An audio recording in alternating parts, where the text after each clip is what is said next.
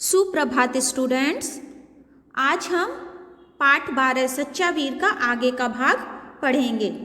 पिछले भाग में हमने पढ़ा था कि छत्रपति शिवाजी महाराज के सेनापति कल्याण के सूबेदार अहमद को युद्ध में परास्त करके वापस आए और उन्होंने छत्रपति शिवाजी महाराज के सामने वहाँ से लाया हुआ खजाना प्रस्तुत किया और शिवाजी महाराज ने उनकी बहुत प्रशंसा की। उसके आगे का हम आज रीडिंग करेंगे। आप लोग पेज नंबर 94 निकाल कर बैठिए और मेरे साथ रीडिंग करिए। सोनदेव ने उत्साहपूर्वक कहा, महाराज, हीरे जवाहरात के साथ मैं एक अनुपम भेंट भी आपके लिए लाया हूँ। अनुपम यानी कि अनोखी। तो स्टूडेंट्स, यहाँ पर सोनदेव क्या है? सोनदेव संज्ञा शब्द है ना। और महाराज, हीरे जवाहरात, ये सभी क्या हैं? ये सभी संज्ञा शब्द हैं।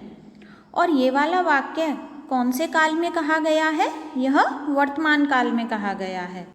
आप उसे देखेंगे तो अवश्य प्रसन्न हो जाएंगे। तो स्टूडेंट्स, यहाँ पर दिया है कि हीरे जवाहरात के साथ मैं एक अनुपम भेंट। मैं क्या है? मैं यहाँ पर सर्वनाम शब्द है। और देखिए इससे नीचे वाली लाइन में आप भी सर्वनाम है। आप, उसे, मैं, ये सभी सर्वनाम शब्द हैं। सोनदेव कक्ष से बाहर गए, कक्ष यानी कि कमरा, और तुरंत ही लौट आए। उनके पीछे पीछे 4 कहार। कहार किसे कहते हैं स्टूडेंट्स? पालकी उठाने वालों को कहार कहते हैं। आप देखेंगे आपकी बुक में चित्र में दे रखा है कि एक पालकी है और उसके दोनों तरफ डंडे होते हैं उसे पकड़कर उठाने के लिए। तो जो लोग उसको उठाते हैं, कंधे पर रखते हैं अपने, उन्हें कहार कहते हैं। 4 कहार। कितने कहार? 4। तो ये क्या है? ये कहार की विशेषता है। ये विशेषण शब्द है। कौन सा? संख्यावाचक विशेषण। उन्होंने पालकी कक्ष में रख दी। सोनदेव ने कहारों को बाहर जाने का इशारा किया। पालकी देखकर शिवाजी चौंक उठे और बोले, अरे, इस पालकी में क्या है सोनदेव? वे सोनदेव से पूछ रहे थे क्योंकि पालकी देखकर वे चौंक पड़े कि इसमें कौन सा खजाना है। आगे का पढ़ेंगे। महाराज, पालकी में सूबेदार अहमद की पुत्रवधू है जिसकी सुंदरता की चर्चा देश भर में है। यहाँ पर सुंदरता क्या है? सुंदरता संज्ञा शब्द है। कौन सा संज्ञा? भाववाचक संज्ञा शब्द है सुंदरता। मैं इसे ही श्रीमंत के लिए उपहार स्वरूप लाया हूँ। यह कहते हुए सोनदेव ने पालकी का पर्दा हटा दिया। अभी पेज नंबर 95 पर आ जाइए।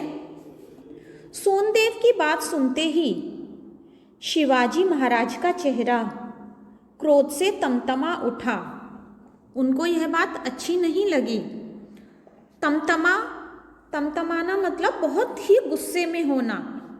वे आसन से उठ खड़े हुए और आवेशपूर्वक बोले, यानी कि गुस्से में बोले, सेनापति, यह कैसी विजय! पर स्त्री का अपमान कर तुमने अपनी विजय के गौरव को धुंधला कर दिया है। परस्त्री किसे कहते हैं? यानी दूसरे की स्त्री।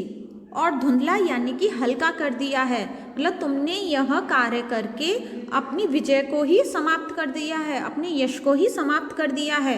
एक वीर को यह शोभा नहीं देता। शिवाजी महाराज के शब्द सुनकर अहमद की पुत्रवधू पालकी से बाहर आकर सकुचाती हुई, सकुचाना मतलब शर्माना, सकुचाती हुई एक ओर खड़ी हो गई। शिवाजी ने एक नज़र उसे देखा, फिर नज़र झुकाकर बोले, क्षमा करें, मेरे सेनापति की मूर्खता से आपको आज यह अपमान सहना पड़ा। मैं आपकी सुंदरता की केवल पूजा ही कर सकता हूँ, पर स्त्री मेरे लिए माँ के समान है। तो कितने अच्छे विचार थे शिवाजी महाराज के कि वह उनको माँ की दृष्टि से देख रहे थे, ऐसे देख रहे थे जैसे कि वह उनके लिए उनकी माँ हैं। आगे के भाग पर आते हैं। सेनापति सोनदेव बेहद लज्जित हुए थे, यानी कि शिवाजी महाराज की बात सुनकर उनको बहुत लज्जा महसूस हुई, उनको बहुत शर्म आने लगी। शिवाजी बोले, सोनदेव, तुमने इतना बड़ा अपराध किया है जिसे मैं क्षमा नहीं कर सकता। आज तुमने मेरा सिर लज्जा से झुका दिया। लज्जा यानी शर्म। सरदार अहमद की पुत्रवधू हमारी भी बेटी ही हैं। इन्हें आदर सहित इनके घर पहुंचाने का प्रबंध करो, यानी कि इंतजाम करो, अरेंजमेंट करो। इनको आदर के साथ इनके घर पर पहुंचा दो। शिवाजी महाराज की सम्मान भावना और उदारता देख अहमद की पुत्रवधू की आंखों में आंसू भर आए और उसका सिर श्रद्धा से झुक गया, यानी कि आदर से झुक गया। वह मन से शिवाजी महाराज का आदर करने लगी। वह केवल इतना ही बोली, शिवाजी आप सच्चे वीर हैं।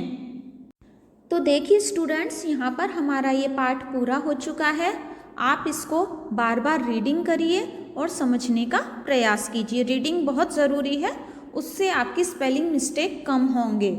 ठीक है, अच्छे से रीडिंग करिए। और इससे हम क्या समझे, इससे हमें क्या सीख मिलती है कि हमें हमेशा दूसरों का सम्मान करना चाहिए, दूसरों को माफ़ करना सीखना चाहिए, यानी कि क्षमा करना। क्षमा महान गुण है और वीरों का आभूषण है। मानवता की राह पर चलने वाले अपने शत्रु को भी हृदय से क्षमा कर देते हैं। पराजित करने की शक्ति होते हुए भी जो अपने शत्रु को, अपने दुश्मन को माफ़ करके जीवन दान दे, वही सच्चा वीर है और वही सच्ची वीरता भी। तो आप इस पाठ को बार बार पढ़िए, इस वीडियो को बार बार देखिए और समझने का प्रयास कीजिए। धन्यवाद।